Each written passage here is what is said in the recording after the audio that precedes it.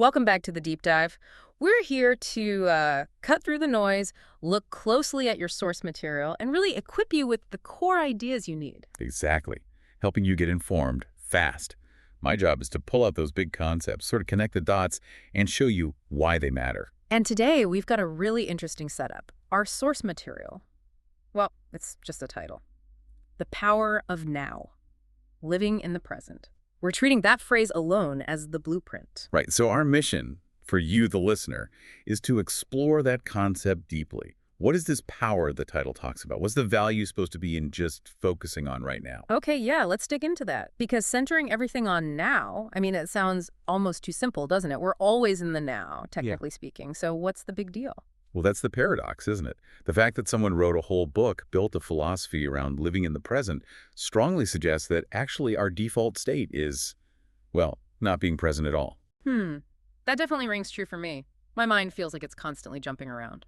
Like, just this morning, I was stuck at a green light. Completely zoned out. Why? Because I was replaying some pointless chat I had last week. That's it, exactly. That's the kind of, mental leakage the title points to. It implies we have to learn to live now because we're usually lost somewhere else. Yeah. Either stuck in the past. Yeah, regret, guilt, just chewing over old stuff. Right. The weight of what's already happened, or we're projecting ourselves into the future. Which is usually anxiety territory, right? Worrying, planning hypothetical arguments. Precisely. So, living in the present, based just on this title, means pulling your awareness back from all that, from the past's inertia and the future's phantoms. And anchoring it right here, right now. Just dedicating your mental energy completely to what's immediately in front of you, your current experience, the task at hand. Which, for you trying to learn something quickly, is critical if you're tackling some dense report, but half your brain is stressing about the deadline. Your learning gets diluted massively. You're just not fully there. The concept suggests your effectiveness really depends on bringing all of yourself to that single moment. Yeah, it's about the integrity of your attention in that instant. Fragmented focus means, well, you're operating below capacity. Okay, that clarifies the living in the present part.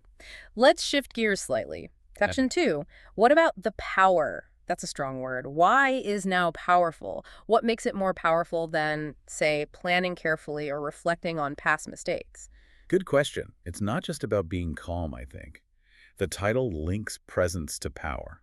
So the power must be the effectiveness, the clarity, maybe the reduced struggle that comes from focusing only on the now. But doesn't power usually mean changing things, having leverage? How does just being here give you power? It sounds a bit passive. But I don't think it means passive acceptance. It's more like active presence. The power could come in a few ways.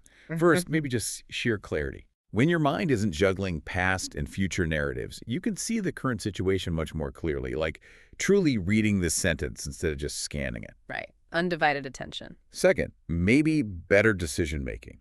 You make decisions now. If you're fully present, you're processing real-time data without the fog of old regrets or future fears. That immediacy gives you agency. Okay, that makes sense. Faster processing. And third, perhaps the biggest one implied, is reduced emotional friction. Suffering like anxiety, regret, it's almost always tied to time, isn't it? Thinking about what went wrong or what might go wrong. If you're truly anchored in this moment's reality, maybe those feelings lose their grip. The power, then, is the mental energy you get back when you stop fighting reality. But hang on, let's take that third point. If I have a big financial review next week, shouldn't I worry about it? Isn't that responsible? How does focusing on my coffee cup now help with that? Yeah, that's the crucial question. I don't think the concept means don't plan. It likely means don't substitute worry for planning. Worrying about next week uses up your energy now, but doesn't actually solve the problem. Okay. So the idea is the only time you can actually do something about next week's review is now. Exactly. The energy you save by not just spinning your wheels worrying, that's energy you can use now to prepare, to research, to make a call, whatever action is needed. So the power isn't magical, it's practical. It's the power of focused action in the only time frame you actually control. That seems to be the core implication. All real effectiveness happens now. Wasting energy, resisting the present, wishing it were different, or fearing the future.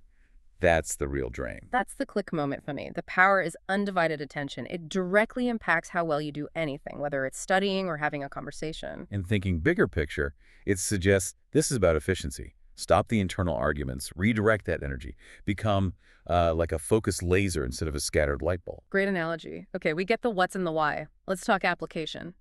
Section 3. If you, the listener, wanted to actually try this based just on the title's concept, what's the first step? What's the mental shift?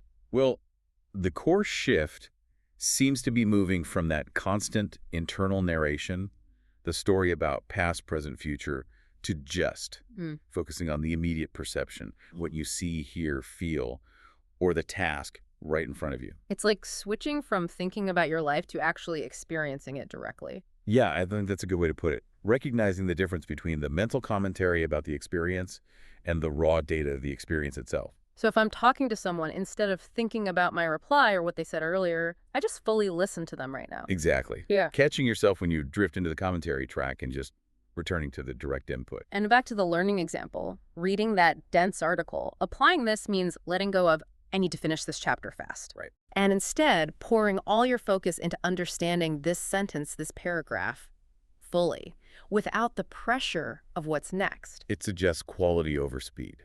We rush because we're anxious about the future, about getting it done. But slowing down, being fully present with the current piece of information, maybe that's how you actually master it, not just get through it. Okay, but that brings up that common objection again. Does this mean no planning, no goals? If you're always just in the now, how do you build a future? Based just on the title, The Power of Now, I'd guess the answer is no. It doesn't mean ignore the future. It probably implies that the most effective way to shape the future is through high-quality action in the present. Because the future isn't real yet, it's an idea. The only place you can actually act is now. Precisely. If you want that great career in 5 years, you don't get there by worrying about it for 5 years. You get there by doing what needs to be done today with full presence and focus. So the future is built brick by brick with each now moment. That seems to be the logic. Yep. It puts all the responsibility and all the agency right here in this moment, not in wishing or projecting. It really flips the script. The power isn't in controlling time, but in fully inhabiting the time you have right now. It's a simple idea on the surface, isn't it? But the implications feel pretty profound for how we work and live. Okay, let's wrap this up. The key takeaway from our deep dive into just this title, The Power of Now, Living in the Present, seems to be this. It's a call to focus all your mental resources, your attention, your energy, right here, right now. To maximize your clarity and your effectiveness by cutting out the mental tax of worrying about the past or future. It insists that real power, real agency is only ever available in this immediate instant. And a final thought for you, the listener, to mull over, based purely on this title. Think about one area of your life, maybe work, maybe study, maybe a relationship where your mind is most often pulled away, hijacked by thoughts of yesterday or tomorrow. Just recognizing that absence, that lack of full presence. How might simply seeing that unlock a different kind of focus, a different kind of power for you, starting right now? Something to definitely consider. That's it for this deep dive into the essence of presence. We hope this gives you a clearer lens for your next challenge. We'll see you next time on The Deep Dive.